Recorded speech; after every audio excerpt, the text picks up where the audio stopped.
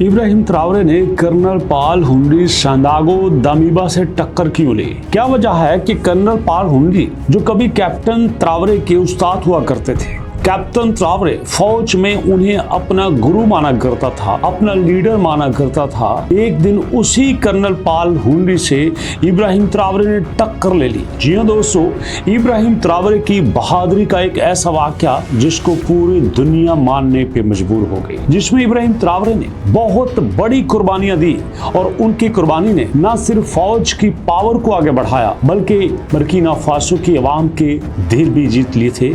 कौन सा ऐसा वाकया है, जानने के लिए आइए मेरे साथ वीडियो की डिटेल की तरफ।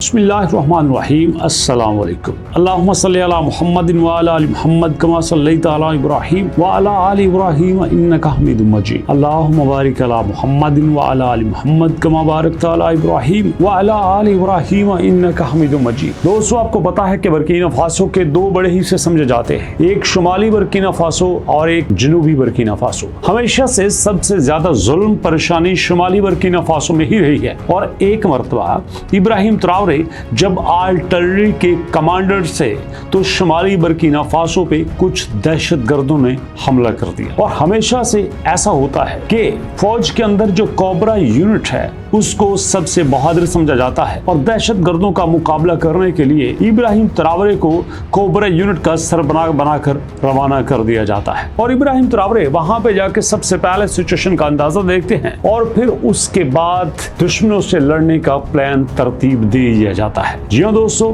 दुश्मनी भी अपनी पूरी तैयारी से आए हैं क्योंकि दुश्मनों को बैरूनी ताकतों की सपोर्ट हासिल है। बैरूनी ताकतें नहीं चाहती कि बर्किना फासो में अमन हो, सुकून हो। अगर अमन और सुकून हो जाएगा तो जो वो बर्किना फासो से सोना चोरी कर रहे हैं उसको रोक दिया जाएगा। और इसीलिए वो चाहते हैं कि बर्किना फासो में मुख्तलिफ जगह पे अटैक्स होते रहें, दहशतगर्दों की कार्रवाइयां होती रहें और यूं हुकूमत की तवज्जो उस साइड पे रहे और गोल्ड की चोरी पर उनकी कोई तवज्जो नहीं होनी चाहिए। लेकिन दोस्तों, उन्हें ये नहीं पता कि फौज में इब्राहिम ट्रावरे आ चुका है। इस वक्त तक इब्राहिम ट्रावरे सदर नहीं बने थे, वो आर्टिलरी के कमांडर के तौर पर अपनी सर्विसेज दे रहे थे। और फिर दोस्तों, इब्राहिम ट्रावरे ने जाकर सारे इलाके को अपने घेरे में ले लिया और फिर देखा कि दुश्मन की चाल क्या है, दुश्मन कितनी ताकत रखता है और फिर दुश्मन की ताकत को सामने रखते हुए उनका मुकाबला करना शुरू कर दिया।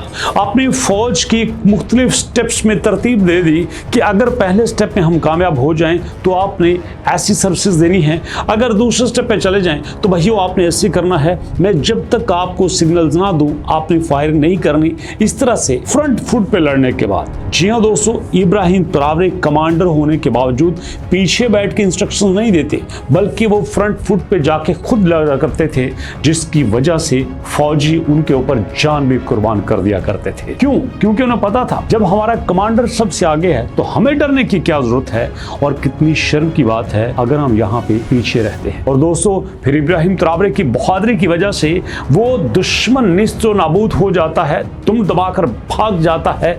लेकिन यहाँ पे कुछ ऐसा वाकया होता है जो इब्राहिम ट्रावरे का जहन मुकम्मल तौर पर बदल देता है। इब्राहिम ट्रावरे बैकएंड पे कमांड को कॉल करते हैं कि सर, यहाँ पे हमें भरपूर सपोर्ट चाहिए, हमें यहाँ पे गाड़ियां चाहिए, हमें असला चाहिए और हम यहाँ से ज्यादा फौजियों की भर्ती भी चाहते हैं। उसकी वजह क्या है? क्योंकि दुश्मनों के हमले बढ़ते जा रहे थे और अगर फौजी हमारे शहीद हो जाएंगे तो इस तरह से हम कैसे मुकाबला कर सकते हैं। फौरी तौर पे भर्ती को तेज किया जाए, जो ऑलरेडी फौजी हैं उनकी तनख्वाहें बढ़ा दी जाए और उसके बाद दोस्तों असला जदीद किया जाए। फौजी पुराने असले के साथ लड़ते हैं, वो दुश्मनों का ज्यादा देर तक मुकाबला नहीं कर सकते। लेकिन यहाँ पे कुछ ऐसा होता है जो इब्राहिम ट्रावरे की सोच में भी नहीं था। कर्नल पाल हुनरी की तरफ से कोई पॉजिटिव मैसेज नहीं आता। उन्हें ये लगता था कि जैसे ही हम कहेंगे कि फौज में भर्ती दे दी जाए तो वहां पे अखबारात में एड्स आएंगे, यहाँ लोगों की लाइनें लग जाएंगी और जल्दी जल्दी भर्ती का सारा प्रोसेस मुकम्मल किया जाएगा। बट ऐसा कुछ नहीं होता। ना असला, ना फौजी, ना इंक्रीमेंट, ना गाड़ियां, नथिंग एल्स। ऐसा लगता था कि कर्नल पॉल हुनरी सिर्फ ये चाहते हैं कि वो आराम से बैठ के हुकूमत करें, उन्हें कोई बंदा डिस्टर्ब नहीं करे। जो उनके दाएं बाएं उनके चमचाखोर थे वो उनकी तारीफें करते, वो उनको बताते कि जनाब मुल्क में तो बहुत सुकून है, बहुत खामोशी है, मज़े से चल रही है, हर तरफ अमन शांति है, और उन्हें हकीकत से बहुत दूर रखा जाता। और यही बातें इब्राहिम त्रावरे की सोच को बदल देती हैं। क्यों? क्योंकि इब्राहिम त्रावरे ने सारी ज़िंदगी फ़ौज में काटी है, सारी ज़िंदगी फ़ौज के लिए लड़ा है, सारी ज़िंदगी बर्किना फासो के लिए कुर्बान कर दी। और जब उनके दोस्त उनके सामने शहीद होते तो उन्हें लगता काश आज हमारे पास ब्लड प्रूफ जैकेट्स होती तो आज मेरे साथी को गोली नहीं लगती। आज अगर हमारे पास मशीन गनें होती तो हम कई किलोमीटर दूर बैठकर दुश्मन को गोली मार देते। आज हमारे पास हेलीकॉप्टर्स होते तो आज हवा से हम दुश्मन को निशाना बना लेते। अगर हमारे पास रॉकेट लॉन्चर होते तो हम हवा में दुश्मन को निशाना बना लेते। लेकिन अफसोस आज हमारे पास ऐसा कुछ नहीं है। हमारे मुल्क में सोना तो है लेकिन हमारे पास लड़ने के लिए गोलियां नहीं है। हमारे पास आर्मी तो है लेकिन उसके पास जदीद असला नहीं है। हमारे पास ज़मीन तो है लेकिन उसके ऊपर कंट्रोल करने के लिए आर्मी नाकाफ़ी है। और जब बार बार कर्नल दामीबा को वो इंस्ट्रक्शंस देते हैं और इनकी इंस्ट्रक्शंस रिजेक्ट हो जाती हैं और फिर उनके माइंड में सिर्फ एक ही सवाल उठता है, आखिर कब तक हम कुर्बानियाँ देते रहेंगे, कब तक हम यहाँ पे शहीद होते रहेंगे, कब तक हम हुक्मरानों के बैंक बैलेंस बढ़ाने के लिए अपनी जानों के नजराने पेश करते रहेंगे। और यूं इब्राहिम त्रावरे फैसला करते हैं कि अब हुकूमत को बदलना होगा। और इसीलिए दोस्तों मैंने कंप्लीट एक वीडियो बना दी है जो कि आप इस थंबनेल के साथ जाके देख सकते हैं, जिसका लिंक नीचे डिस्क्रिप्शन में मौजूद है।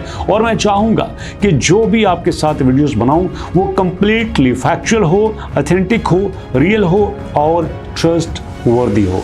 क्योंकि मैं चाहता हूं कि जब भी आप किसी के सामने अलवारिज़ ऑन टीवी का जिक्र करें तो वो कहे हाँ ये वो वाहिद चैनल है जो ऑथेंटिक, जानवन और फैक्ट बेस्ड वीडियोस बनाता है, जिसकी वीडियो को किसी भी जगह पे कोट किया जा सकता है। ये नहीं कहा जाएगा कि हाँ बर्किना फासो के नाम पर लोगों को कहानियाँ सुनाई जाती हैं।